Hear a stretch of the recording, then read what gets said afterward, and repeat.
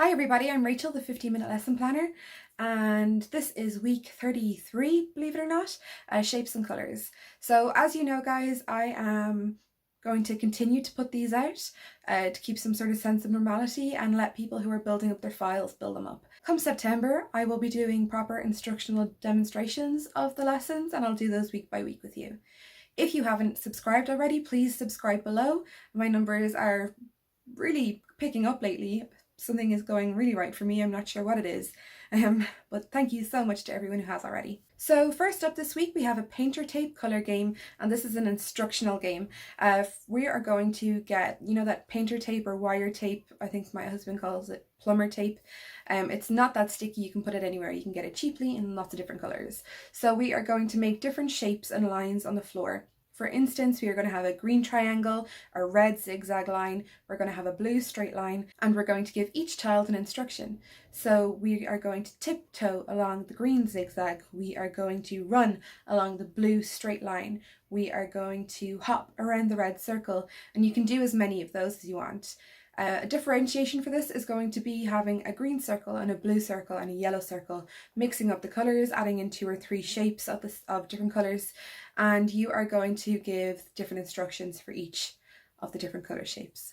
There's a lot of words in that sentence, I'm not 100% sure if I got it right, but you can download the lesson plan and read it for yourself. So next up we have a colour sort sensory bag. So we're going to get a Ziploc bag and draw a red circle, a green circle and a yellow circle, or any colours that you have with marker. We're going to fill it with water or gel, seal it nicely with sellotape. Before you seal it, hang on, where am I?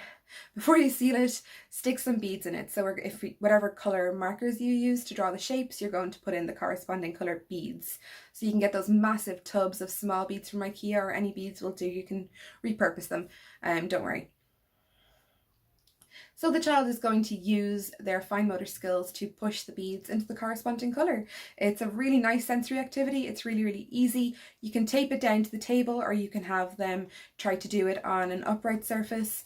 You can have lines coming up the Ziploc bag and then they have to try and push them up without it falling off their finger. There's lots of different ways you can make this appropriate for different sensory needs. We've got a really simple but fun guessing game up next. So the teacher is going to describe an object in the room by its shape or colour or both, and the children are going to have to go and find it and bring it to them. This can be really nice in circle time to break it up if you have a few itchy feet, or you can just play it randomly throughout the day if you notice a little lull, or maybe you need to distract someone. You know, say it really fast. Can you get me a yellow sphere? Can you get me a blue hexagon? Whatever you have available. Make sure that you have it available before you shout it out, and the children don't tear apart the classroom looking for different shapes that you don't have. The next lesson plan I have is even simpler again. You'll notice that there are very few materials needed for this week. As we come towards the end of the year, I think it's important just to keep things simple, because we have a lot to do observation wise and checklist wise, and trying to get everybody ready.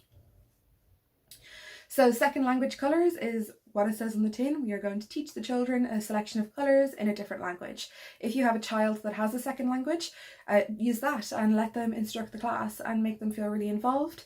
You can then expand on this and bring that second language in even further. A lot of children around this age are really interested in cultures, so it's going to be a nice way to introduce that. And our science for this week is shadow puppets. Really guys, couldn't be any simpler. If you can't do it in the sunlight, get a torch and pull the curtains. Making shapes with their hands or their feet or their legs or together, and the children have to guess what it is. If you're stuck at home right now, all of these lessons are really simple and really engaging for children. Not that you should be doing anything, there's a lot of pressure on people at the minute, I know, but if you're looking for something to do, I hope this helps. If you haven't heard about it, I am opening up a continuous professional development school online. I had hoped to do this in person come July, but obviously COVID has messed all that up. If you would like to hear more about it, it's going to be launching after the June bank holiday weekend, or the first week in June for those of you that don't have a bank holiday. It's going to be launching, so join my mailing list and you'll be the first to hear about it. Spaces are going to be really limited because it's a very hands-on thing for me to do. I'm going to be personally reviewing every piece of the curriculum that we build together.